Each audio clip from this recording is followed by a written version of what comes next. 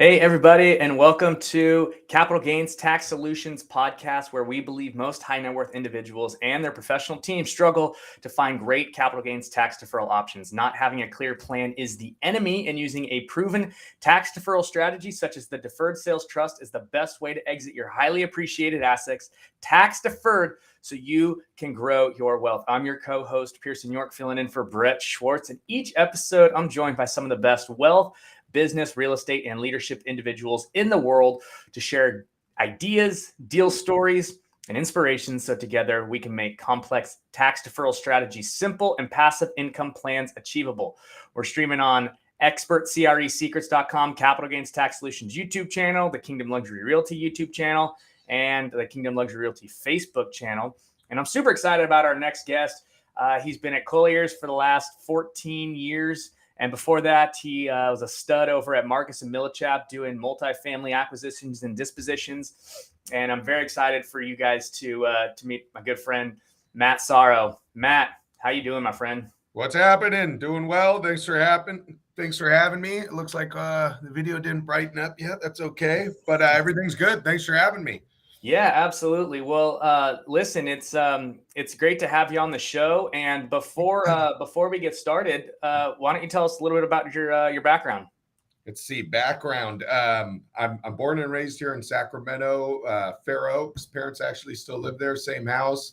Went to Jesuit High School here in Carmichael area. Graduated from there. Went to Chico State for 4 years.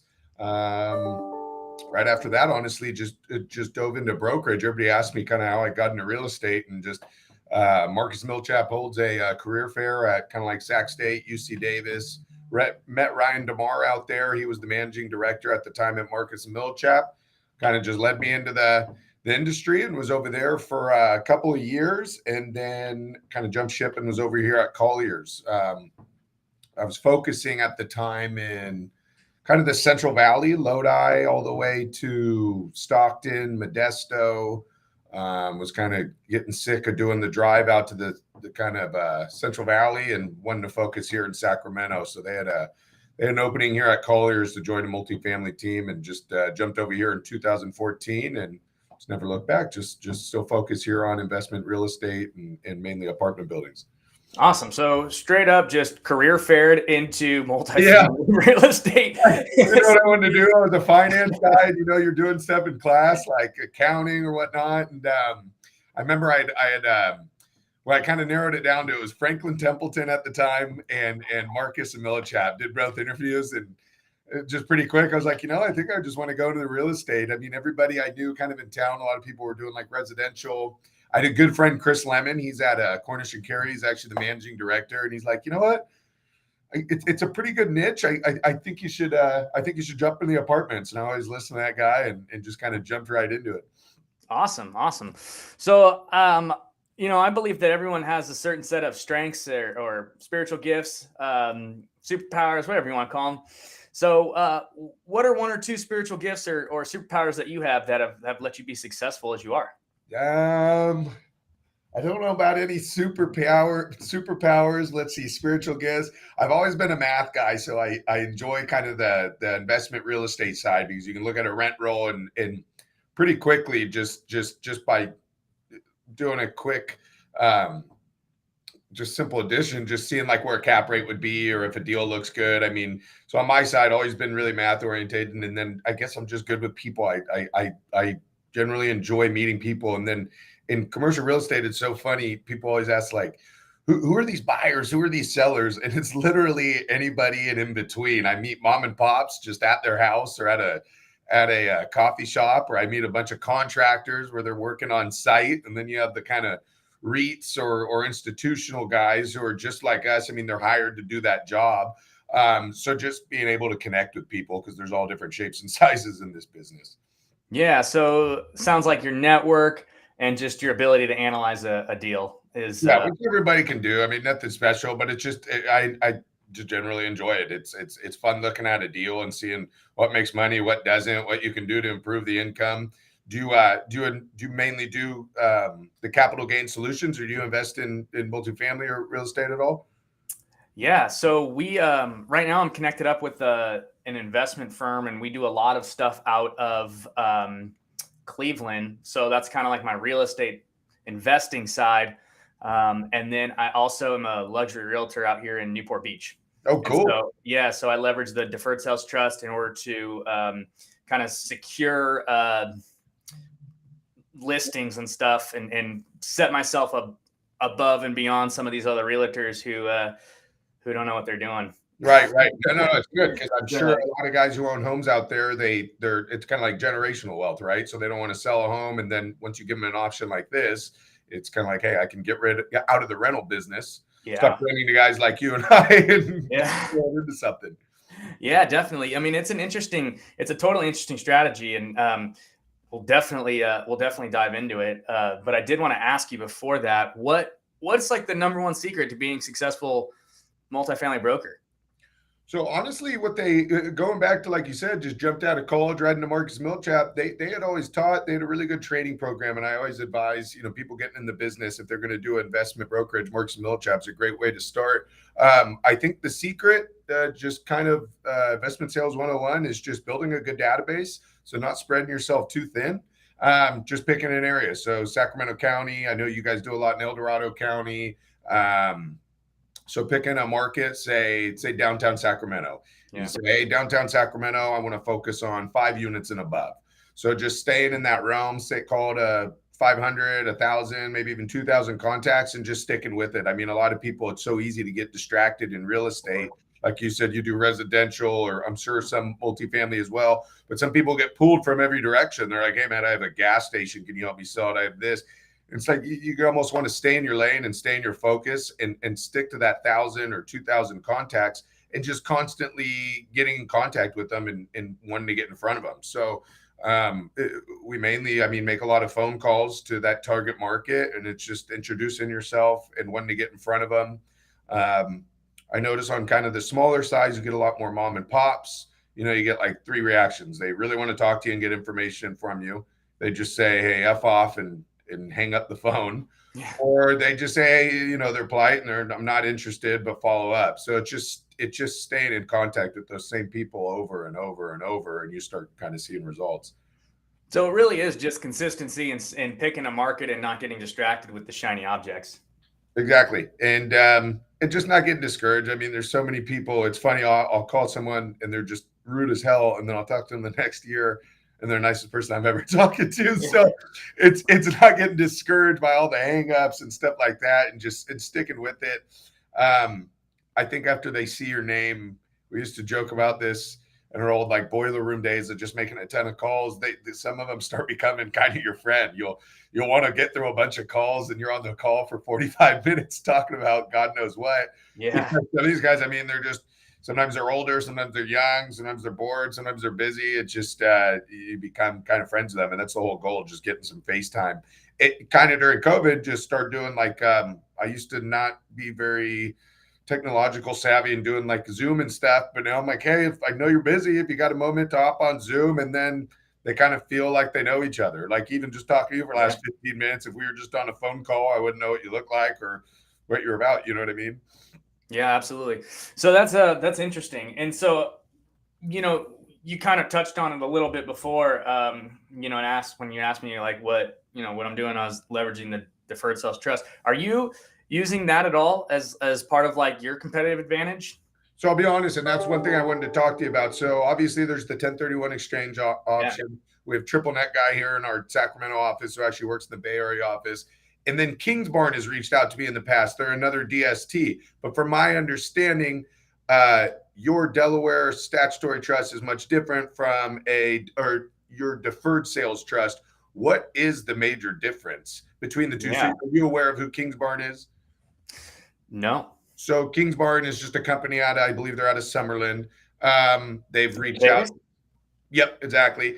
And they'll reach out and say, hey, okay, if you have, your client selling a building, let's say, for example, $3 million, they're coming out with $1.5 million equity. Well, they'll go take that $1.5 million equity, put it into, say, one of their funds that they guarantee 6%. And they're buying, there's a medical portfolio, there's an apartment portfolio. Let's just say the apartment portfolio, they're buying 400 units in Nashville, Tennessee, brand new building. It's 1031 transferable, just like yours. Is that the same exact as yours? No. Or is it different? Exactly. So No. So that's what you're describing is a Delaware. Yep. And Okay. a Delaware is basically just you 1031 into a REIT. Right. I mean, when it kind of comes down to it, right? It's the same concept. A deferred sales trust is completely different because a deferred sales trust has a number of advantages. Number one, it's not a 1031. So you don't have to follow the same 1031 rules. You don't have like kind. You don't have the time constraints like 45 to identify, 180 to close. So with a deferred sales trust, you can actually liquidate an asset, and it doesn't have to be commercial real estate. It can be any asset. So we're doing it with crypto. We're doing it with businesses. We're doing it with stock. We're doing it with primary homes. We're doing it with commercial real estate. It doesn't matter. You name it. I mean, we're working on an NFT deal right now. And so you can sell any asset that's highly appreciated, and it's like kind agnostic. So you can flip it into a super liquid, diversified asset portfolio. And like you can do stocks, you can do businesses, you can do real estate, you can do bonds, you can do crypto. You can diversify it into whatever you want, and then you get you can basically use it almost like a self-directed IRA account, and you can control the timing of it. And so the best way to do it is to just share a story. So back in the late 90s, this gentleman had done multiple 1031s and ended up with this $20 million apartment complex in Minnesota next to the Viking Stadium. And in 2006, he's like, look, I want to sell, but I don't want a 1031. I can't find an up leg. There's no deals that are penciling. There's nothing that is making any sense. He's going to have like a close to $3 million capital gains tax liability if he sold. He's pretty much fully depreciated all of his stuff. And so he's like, I really want to cash out the market. I think it's going to go down. So he ends up doing the deferred sales trust with us. Sold the asset, paid off all the debt, and he put all the proceeds, including the $3 million in tax that he would have paid, into the deferred sales trust in a super conservative portfolio of bonds and mutual funds, earning at about 4%, 4.5%. So real quick, closes the real estate. Closes the real estate. Engage a 1031 tax accommodator. No 1031. Okay, so there's nothing to do with 1031. Got it. It's a completely different section of the IRS code. You get the money, you close it, you pay your debt, goes into your bank account. Tax season comes around, you got Uncle Sam knocking on your door. We go into the DST. So pause. So before and here's the key of this whole thing. Before you close the property, you interject an unrelated third-party trustee. Okay? And it's almost like a QI. So like 1031s, right? You sell the asset, right? And the funds go to a QI for 45 days or 180 days, for however long it takes you to find your deal. And then they basically fund the deal. You've never taken constructive receipt. That's the key here. So you take off your ownership hat and you put on your lendership hat. And so now you are a lender. You're the bank. The trust turns around and writes you a note. Okay. And they will basically say, okay, hey, we're going to owe you $5 million, right? Whatever you sold the asset for, we're going to owe you $5 million. And then you're going to get a preferred rate of return based upon your risk tolerance, and we're going to pay you back. But in the meantime, right, you can kind of direct where you want the assets to be invested in, and you can partner with your trust. So going back to this guy, he sold the asset. Okay. He deferred all the tax. He paid off all his debt. So he's zero debt, $3 million deferred tax plus the proceeds that he had. And he's sitting on the sidelines earning at a 4% return based upon his risk tolerance. Okay. Mm-hmm. 2012 comes along, gets a call from the bank, and they're like, hey, you know that property you sold back in 2006? He's like, oh yeah, that one to that 1031 buyer who way overpaid. They're like, yeah, we're foreclosing on him. We want to know if you want to buy it back. He's like, how much is it? They're like, it's about 40% off what you sold it for. He's like, yeah, give me 3 days. Partners with his trust, does a JV partnership with his trust, turns around, buys the asset back for 40% off, and he got a brand new depreciation schedule on top of it. So he absolutely killed it. Now, that doesn't happen every day, right? However, that is the home run story. It is the grand slam story. But the deal is that if you're not positioned correctly, right, luck is where hard work and preparation meets opportunity, right? So, I mean, if you're not prepared for it, right, you're not positioned correctly, you can't do it. So the fact that he's positioned right allows that story to be there. And there's more stories like that, where we had a woman who put $50,000 into Bitcoin back in like 09, or whatever, 08, 10, whatever it was. It went to 50 million. She took 5 million. She deferred 1.85 million, put it into a DST, used that 1.85 million to fund her her friends like charitable education company for people in India, like underserved people in India, like a charity project. And then the rest of it's in a super, conservative portfolio waiting for her to do it. I got another guy who sold a business for 2.6 million, deferred 600,000 in tax, turned around, put it into a multifamily development deal out in Tennessee. So let me pause you really quick. So let's use that gal with the Bitcoin, for example. $5 million, pulls it out. Her capital gains would have been 1.8 million. So as opposed to you go to your accountant, he says you owe 1.8 million on that. As opposed to paying it, you just deferred the entire thing into this. When does the IRS finally see their money? They never see capital gains or tax.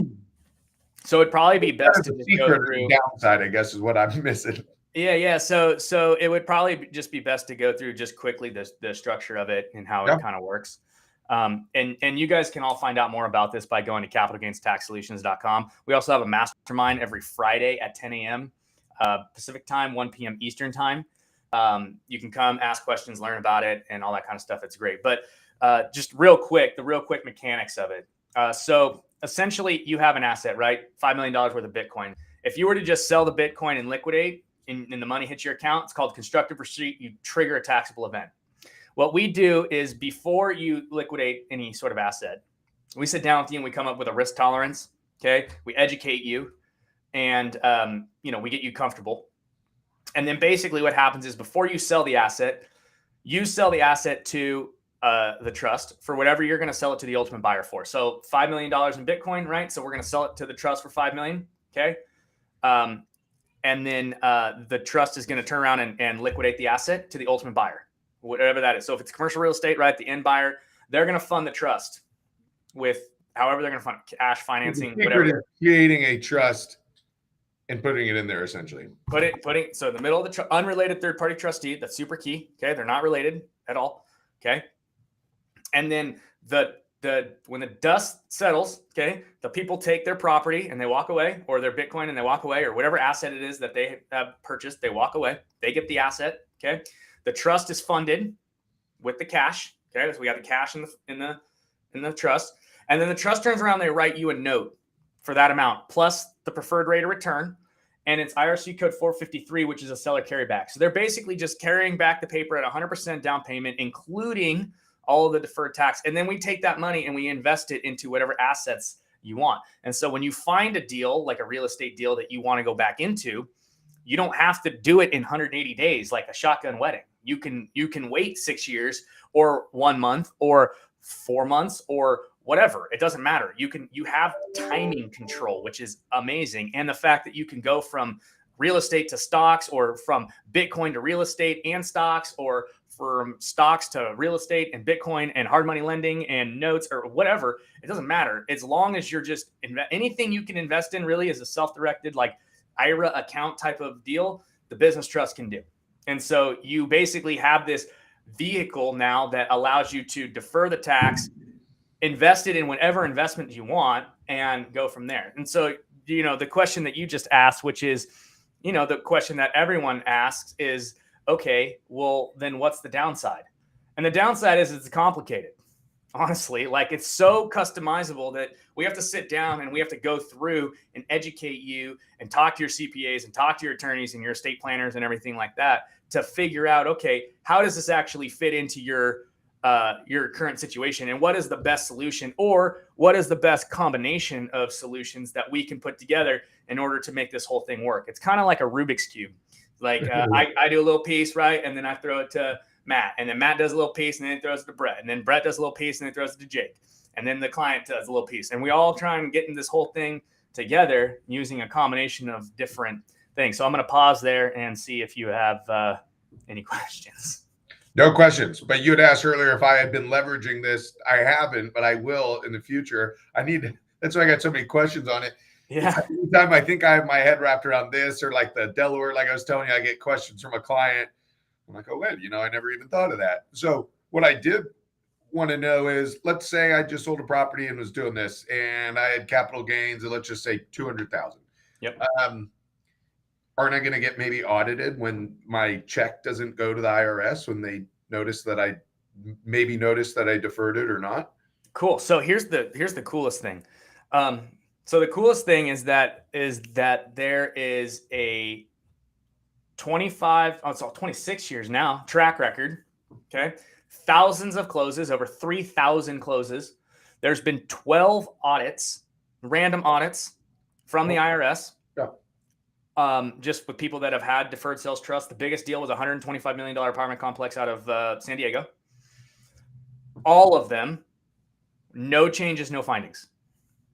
So that's like a home inspector coming in and being like, hey, your house is perfect. Don't change a thing. It's never happened. That's never happened. We're batting 1,000. Not only that, but there's been 2 formal audits from the IRS to come in who have taken the estate planning team and the creators of the trust, and who have done a deep dive on the entire structure, and they've come back and they've said it's perfect, no changes, no findings, twice. And then it was audited by FINRA, and again, no changes, no findings. So it's been tested through the ringer. It's got a 25-year track record. There's thousands and thousands and thousands of closes, and it's never been changed by the IRS, not once. People just don't know about it. Deferred, right? It's being deferred. When do you actually pay the taxes? Let's do an example. Let's just say, same instance, sell the property, make 500 grand, 200.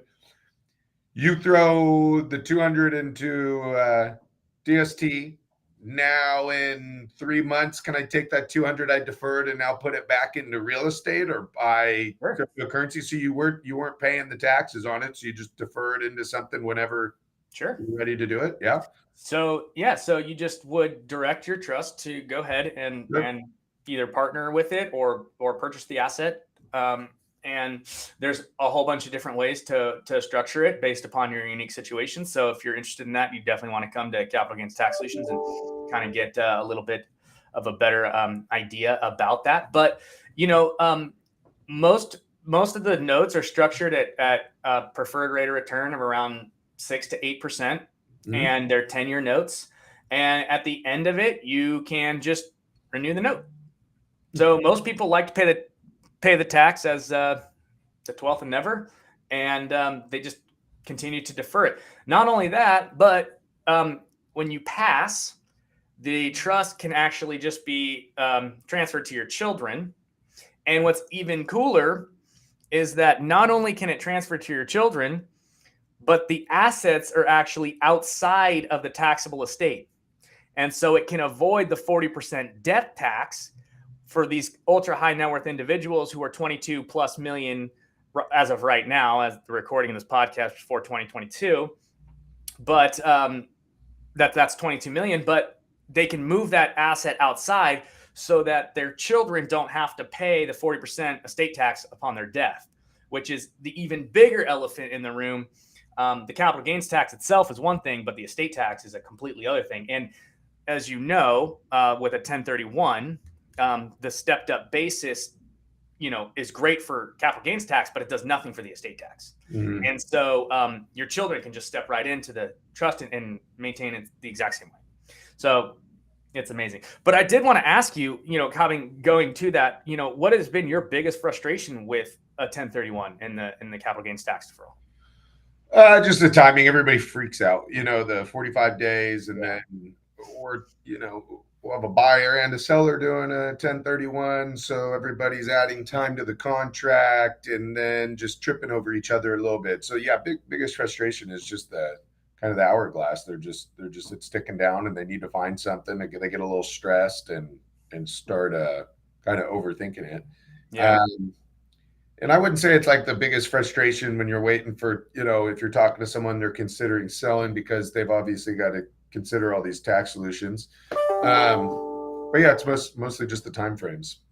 Yeah, It's stressed out, absolutely. and then we're kind of always managing, their expectations. So if somebody's stressed out, it's stressing you out a little bit. And, Yeah, no, absolutely. And I mean, there's 2 to 3 answers that I get every time. It's timing and, trying to make sure that, the tax, tail isn't wagging the investment dog. So, making bad decisions off of trying to defer the tax and not really doing all the DD and just getting into something because they're running out of the time. Sure. You can tell sometimes. I don't think I've dealt with somebody who's doing a 1031 that didn't, end up doing well with the property or whatever, but you can tell when you see these comps and they sell at a high price, and then you talk to the guy a year later and they're like, yeah, I just had an exchange and I had to do it. Yeah. But I mean, honestly, if anybody's purchased in the past, since like 2012, they've done all right. It seems like real estate's caught up, knock on wood. I mean, we might get off this call today and start seeing it decline, but what are you guys seeing out in your area? You do mainly residential. So with the interest rates jumping so much, in commercial, it's moving a lot slower. So I check every week and it's like 4.35 this week. It was 4.1 last week. But you guys, from my mortgage broker, tells me that the residential just jumped so much quicker. And they're what, 5.5 right now? Are you Yeah, they're going up. Are they seeing it? Are you seeing it affect your area? I mean, it's a pretty high net worth area, but yeah.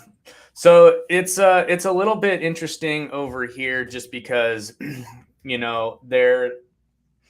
a lot of these properties are going anywhere, in the $4 to $12 million range, and if you get into the ultra high net worth, you're in the 20s and whatnot. And a lot of these guys just have cash, and so you're kind of dealing with a whole different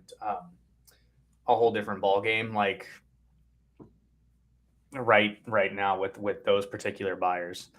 One of those guys on the TV show. Do you run into the Altman brothers or whatever? You know what? I did run into some people from the Oppenheim group, the Selling Sunset. But people, please understand that selling real estate is nothing like selling Sunset. That's a haven't sold a Sunset yet. I haven't sold one Sunset yet. That's a fact. So can you defer a Sunset into a capital gain solution? you can sell a Sunset if you take a picture of it and turn it into an NFT. There you go. Yeah. So cool. All right. Well, hey, Matt, let's get you into the lightning round, man. And this has been a great conversation, but I know you're busy, so I'm going to make sure be respectful of your time over there. So what's your favorite leadership quote? Ooh, leadership quote. One, I like the one you said earlier where hard work, what was it? Hard work meeting perseverance is luck. Yeah. Hard work. Luck is what did I say? Hard work. Hard work and preparation meets opportunity is luck. I think you stole that from a movie. I've heard that before. Coach, my coach in Granite Bay had that written on the wall in our weightlifting room. Luck's where hard work meets opportunity and preparation. I'm going with that one. Yeah, that was a good one. All right, what's your favorite book? Ooh, How to Win Friends and Influence People. I suggest that to everybody. It's so funny. I'll read it again and again, and it's all so simple and easy. It just how to work with people. Yeah. And as soon as you think you kind of got it down, you read it and you're like, wow, I totally forgot this, totally forgot that. Like, for example, I don't think I've said Pierce many times in this conversation, but every time I read that book, they say, when you say people's names, I mean, it gives them like serotonin in their head and just hearing their name, and conceptually they start liking or more, they become a little happier and they're a little bit more interested in what you have to say. That's a great one, Matt. Thank you so much. Thank you, Pierce. I really appreciate that, Pierce. You're welcome, Matthew. Thank you. Hi. Hey, Pierce, I appreciate that. I'll talk to you soon, Pierce. really grateful for that quote there, Matthew. Thank you so much. So How to Win Friends and Influence People. I'd suggest it. Great book, Matt. So let's what are you most curious about right now? As far as what you guys have to offer, or just investing side, or what? In general. Honestly, I've been just trying to, I do a lot of these little multifamily deals, and I've been trying to invest in them myself. After just having a couple successful years, I let kind of some money sit in the bank and just kind of watch the market. And right now, just doing like a little deals in Midtown, downtown Sacramento, and I really like South Lake Tahoe because Yeah. I know the markets. It's fun to go see it in South Lake Tahoe. I still think it's undervalued, and so I live downtown, so I like stuff that's close to me. And then obviously a market like South Lake, I'm trying to stay in those two areas and just do little deals. I was enjoying like the kind of 2 to 4 units because interest rates were so low, and the down payments were less. But now I think you get a little bit more of a bulk buy. I just invested in a little 8 unit in South Lake Tahoe. It's all studios, did it with a client. It's funny, these deals, they'll sit on Zillow. Like we cold call all the time and try to find owners, but sometimes it's just a random deal that you see on Zillow. That's how we had gotten this one. So Wow. putting attention in those two markets. Yeah. Yeah. Well, hey, if you find something in South Lake Tahoe, I'm all about it. I love that place. It gives you an opportunity to go ski or just go hang on the beach up there. Yeah. If you guys don't know about South Lake Tahoe, Google it and go stay at one of Matt's places or something. There you go. If we turn to an Airbnb. Yeah. No, South Lake is one of, I mean, it's what proves there's a God. It's amazing. We really do take it for granted. All the people come from out of town and they've been to lakes in just wherever, Idaho, and they're like, wow, this is literally the most beautiful place. Yeah, it's amazing. And back to what you said earlier, that you were investing in Cleveland. Is it Ohio? And why out there? My cousin just moved there to work for McCarthy Construction. Yeah. And I'll see stuff again on Zillow for like $50,000 a unit. And I'm kind of scratching my head like, hey, what's the deal here? I know the rents are lower, obviously, but are you guys having some success out there? And is it multifamily or? Yeah, it's a good cash flowing market, and it depends on the deal, of course. Yeah, a couple different multifamilies. We're actually buying one right now in New Orleans. That's a duplex that we're going to turn into a functional fourplex and rent out to some traveling nurses and try and figure out the Airbnb. They're starting to crack down a little bit on the short-term rentals, like everywhere else around in the world. But yeah, the property values are $100,000, like $200,000. To pick up some properties, and if you do, you can cash flow, pretty nice on a property. You can fix and flip them. There's just a lot of exit strategies out there, and it's low, so you can, your dollars will go a lot further. Multiple, and your percentages are about, the 30, 40, 50%. So you buy a property for $50,000, you put 50 into it, and then you sell it for 150. Like, your risk and your reward is pretty good out there. We're definitely trying to expand out into other markets as well. And actually, there's an 84 unit apartment complex that's about a 9 cap in Cleveland right now. I should send it to you because you might find it interesting. Yeah.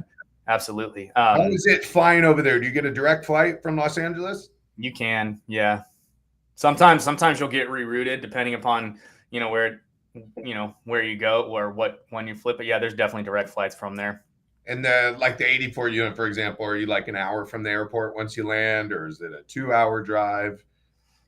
So that one is in, I think that one's in Cincinnati, actually.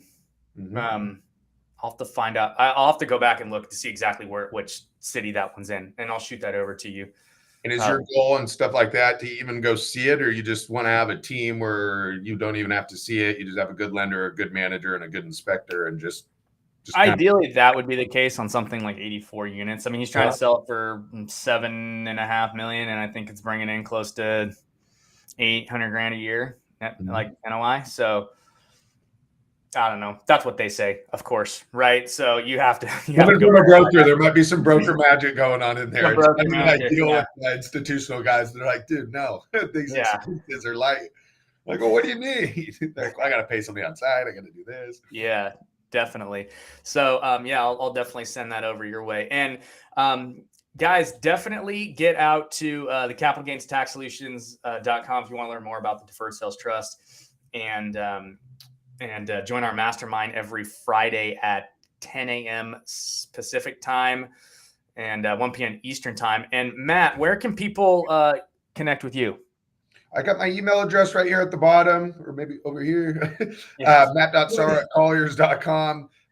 You go to colliers.com/Matt Sarro, where you can always reach me on my cell phone, which I think they put on there, or 916-616-5267. 916-656? 916-616-5267. 5267. Okay. Or you guys can connect with Matt at matt.sarro, Sarro, at colliers.com, colliers.com. You can go to their website. You can just call Matt. If you want to sell a building, Matt's definitely one of your guys. There we go. Cool, man. Well, hey, listen, really appreciated all that we got to talk about today, man. It was a lot of fun. Yep, good getting to know you, and appreciate you having me on the show. Yeah, you too. And everyone, Matt will be on the mastermind, so if you want to come there, you can chat with him there. Shameless plug.